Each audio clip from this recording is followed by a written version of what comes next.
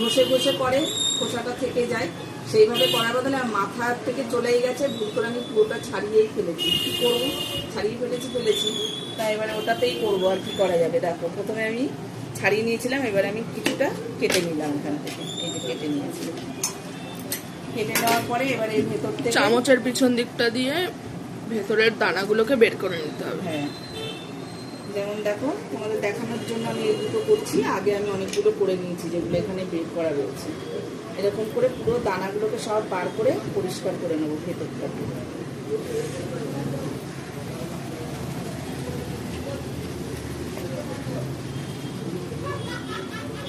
দেখো বের করে নিলাম দানাগুলোকে, আরো ভালোভাবে পরিষ্কার করে নেব। রয়েছে এখনো ছাড়ানোর পরে ঠিক এরকম দেখতে হবে। আর এখানে অনেক কটা আমার মাছ ছাড়িয়ে নিয়েছে। দেখো ফটোগুলো সব পরিষ্কার করে নিয়েছি। এখানে তোমার পনির ছিল, পনিরটাকে দেখো গ্রেট করে রাখা হয়েছে, কি সুন্দর লাগে, গ্রেট করে রেখেছি পনিরটাকে। আর এই যে এইগুলো দেখছি যে পটল থেকে যেগুলো বার করেছি, এগুলো আমি একটু মিক্সিতে ঘুরিয়ে নেব। মিক্সিতে ঘুরিয়ে নিয়ে তারপরে এটাকে মশলা যেগুলো দেবো আমি, যেমন মশলা বলতে কি, ঘরোয়া মশলা, আদা, জিরে, কাঁচা লঙ্কা কুচি, এইসব কিছু দিয়ে এটাকে আবার কড়াইতে ভালো করে নাড়বো। তার সাথে আমি এটাকেও দিয়ে দেবো, পনির গ্রেট করা, এটাও দিয়ে দেবো, দিয়ে একসাথে ভালো করে একটা পুর তৈরি করে নেবো। নিরামিষ অতি অবশ্যই, কারণ কালকেই জন্মাষ্টমী। হ্যাঁ, নিরামিষ হবে। পুরটাকে পুরো ভালো করে তৈরি করে নেবো, নিয়ে তারপরে ভরে এটাকে ভাজবো। সেটা তোমাদেরকে আমি দেখাবো, এখন আপাতত এইটুকু দেখালাম। এইগুলো করছি, এগুলো পুরো রেডি করে নিয়ে তারপরে যখন কমপ্লিট করব তখন তোমাদেরকে দেখানো হবে যে আমি কিভাবে করছি। তাহলে এখন রাখছি, আগে রেডি করে নিই, তারপর যখন বানাবো তখন তোমাদেরকে দেখাবো। কড়াইতে তেলটা গরম হয়ে গেছে, আমি পটলগুলোকে দিয়ে দিয়েছি। এবার একটু নুন, বেশি না অল্প করে একটু নুন আর একটু সামান্য একটু হলুদ দেবো। দিয়ে এবার পটলগুলোকে বেশি নয়, হালকা করে একটু ভেজে তুলে নেব, অল্প করে ভেজে তুলে নেব। পটলটা দেখো আমার হালকা একটু ব্রাউন হয়েছে, এবার আমি পটলগুলো সব তুলে নেব। পটল ভাজার তেলের মধ্যে দেখো আমি দিয়ে দেবো একটু জিরে ফোড়ন। জিরেটা একটু লাল লাল হোক, এটা নিয়ে জিরেটা হয়ে গেছে দেখো। এবার এর মধ্যে দিয়ে দিলাম আলু, সেদ্ধ আলু গ্রেট করে রেখেছিলাম, দিয়ে দিলাম। দিয়ে দিচ্ছি ঝালের জন্য কাঁচা লঙ্কা কুচি। এবার যে পটলের ভেতরের যে জিনিসটা মানে অংশটা থাকে সেটাকে গ্রেট করে নিয়েছিলাম, ওটাকে দিয়ে দেবো। আর ঝালটা তোমাদের যে যতটা ঝাল খাবে সেই অনুযায়ী দেবে। আন্দাজ মতো নুন দিয়ে দিচ্ছি, রঙের জন্য দিয়ে দিলাম একটু হলুদ গুঁড়ো, বেশি দিলাম না, অল্পই দিলাম। দিয়ে দেবো একটু কাশ্মীরি লঙ্কার গুঁড়ো।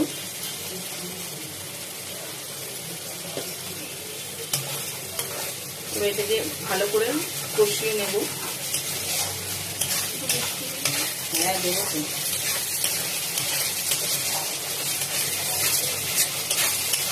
এটা একটু শুকনো শুকনো করতে হবে, অবশ্যই এর মধ্যে আমার আরো অনেক কিছু করবে, অনেক কিছু বলতে দেখো। পনিরটাকে গ্রেট করে রাখা হয়েছিল সেটাকে দিয়ে দিচ্ছি।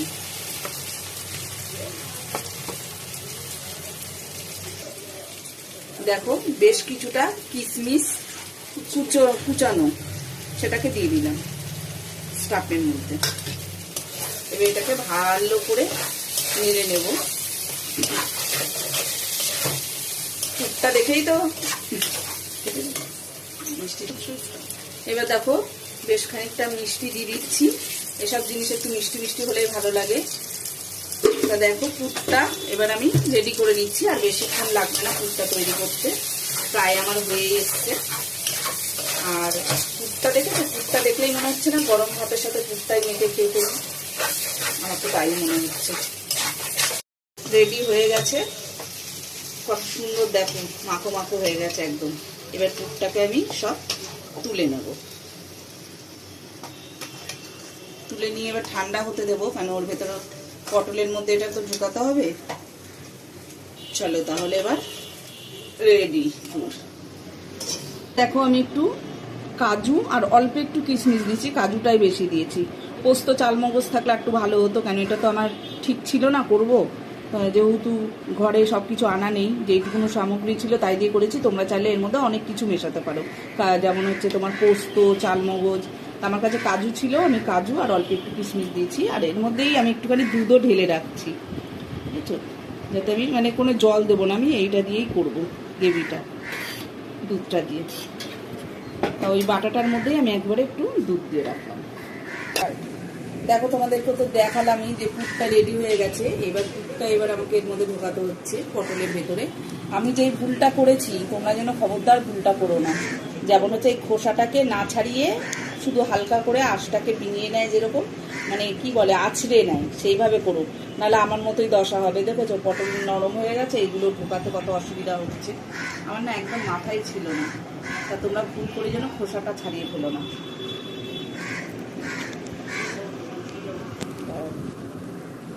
এরকম পুরটাকে নিয়ে এরকম ঠিক এরকম সেটে লম্বা লম্বা করবে, করে এই যে পটলের মধ্যে এরকম করে ঢেলে দেবে আস্তে আস্তে করে।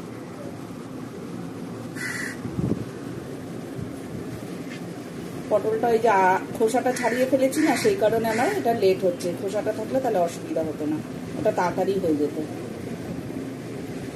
খোসাটা ছাড়িয়ে ফেলার কারণে আমার এই জিনিসটা হয়ে গেল।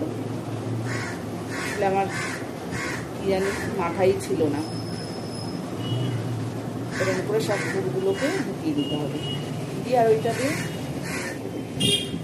একটা দেখিয়ে দাও তুমি, এ নাও ধরো। আর এখানে দেখো আমি একটুখানি আলু সেদ্ধ আর একটু বেসন মেখে রেখেছি, যেটাকে দিয়ে আমি এই সব পুরগুলো ঢোকানোর পরে মুখটার মধ্যে একটুখানি এরকম লেপে দেবো, যাতে পুরগুলো বেরিয়ে না যায়। আর এটা ঝোলে দিয়ে দিলে জানো তো শক্তই হয়ে যাবে। তাহলে আমার এটা একটা রেডি হয়ে গেল। এটাতেও করে দিই, দেখো এটা দিয়ে এই মুখটাকে বন্ধ করে দিলাম। এটা আলু সেদ্ধ আর বেসন একটু মেখে রেখেছিলাম, ব্যাস কমপ্লিট। দেখেছো তো এরকম ভাবে বাকিগুলোকে সাজিয়ে নাও। ফেলি, বাকিগুলো তাহলে এইভাবে করে ফেলি। আর একদিন দেখাবো তোমাদেরকে ভালো করে। আজকে তো ভুল করে ছাড়িয়ে ফেলেছি, পরে একদিন দেখাবো আঁশটাকে করে আছড়ে নিয়ে তারপরে করে তোমাদেরকে একদিন দেখাবো। আছে গ্রেভিটাকে তৈরি করার জন্য এবার আমি দিয়ে দিলাম এর মধ্যে তেল। খুব বেশি দেবো না, কেন পটলটা ভেজেছি তার থেকে অনেক তেল বেরিয়েছে। ফোড়নের কিছু দেবো না, আমি তেলটাই দিয়ে দিলাম। তেল গরম হয়ে গেছে, দেখো আমি যে পুরটা বানিয়েছিলাম একটু বেশি হয়েছে, তাই ভাবছি পুরটা আমি গ্রেভিতেই দিয়ে দিচ্ছি, তাহলে গ্রেভিটা একটু গাঢ় হবে, ভালো হবে। এটা তো ভাজাই আছে, সেরকমভাবে নাড়ার কিছু নেই, গ্রেভিতেই দিয়ে দিলাম।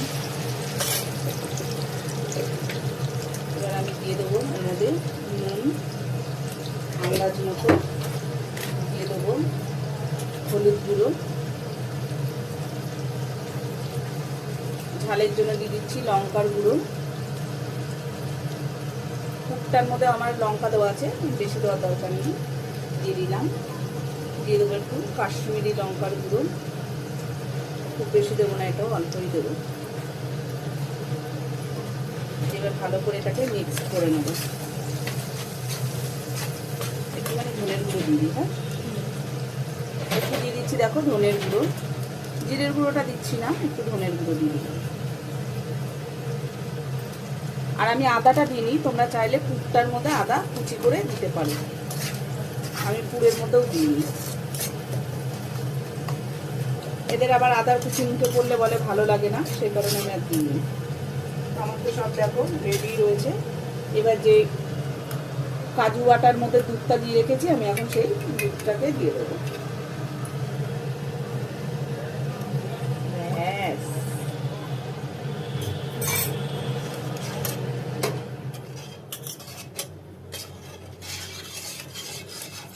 দিয়ে দিলাম।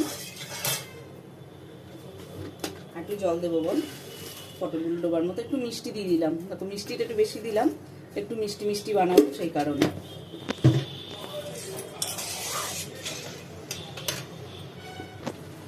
আমি এর মধ্যে আর একটু জল দিয়ে দিলাম মিক্সির বাটিটাকে ধুয়ে।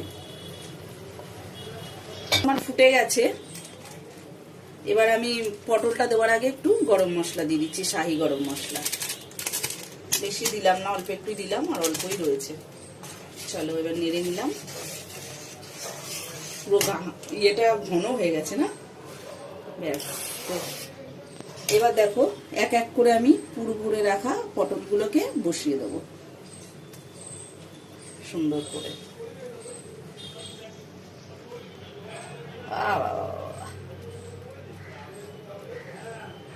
কি দারুণ কালার হয়েছে। পটলগুলো তো আমার হাফ ভাজাই রয়েছে। এবার আমি একটু ঢেকে ঢেকে কিছুক্ষণের জন্য সেদ্ধ করব। বেশি নাড়াচাড়া করা যাবে না, পুরগুলো যদি বেরিয়ে যায়। আমি এবার কিছুক্ষণের জন্য ঢাকা দিয়ে দিলাম। পটলের দোরমা দেখে নিই, দারুণ কালার এসছে, দেখো কি সুন্দর হয়েছে।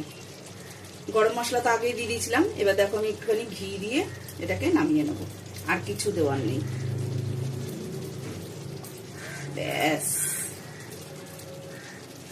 বলো দেখতে কেমন হয়েছে, দারুণ কিনা? একটু কড়াইটা ধরে নাড়িয়ে দিই, বেশি খুন্তি লাগানো যাবে না, তাহলে পুরগুলো না বেরিয়ে যাবে আমার। চলো তাহলে রান্না হয়ে গেছে, এবার খাওয়ার দেওয়ার পালা। শুভ দুপুর বন্ধুরা, চলে এসেছি দেখো খাবার টেবিলে। তোমাদেরকে তো দেখালাম কি রান্না করলাম, দেখো কেমন হয়েছে দেখতে বলো। সুন্দর হয়েছে না? এটা হচ্ছে গ্রেভিটা যে দিয়েছিলাম, সেজন্য এত গ্রেভি গ্রেভি হয়েছে, এটা মানে সুন্দর হয়েছে। আর পটলগুলো দেখো একটু মাখিয়ে দিই, আর একটু ভালো লাগবে দেখতে, তাই না? সুন্দরভাবে রান্না হয়ে গেছে। তো চলো দুপুরবেলা আর করেছি, তোমাদেরকে তো দেখাইনি, এটা করেছি চাল কুমড়োর ছেচকি। করেছি ভাত, জানোই তো ভাত ছাড়া আর কি খাবে কি দিয়ে। তো ওর জন্য ভাত বেড়ে দিচ্ছি, ও খেয়ে নিচে গেলে তারপর ওর বাবা আসলে আমি আর ওর বাবা খাবো।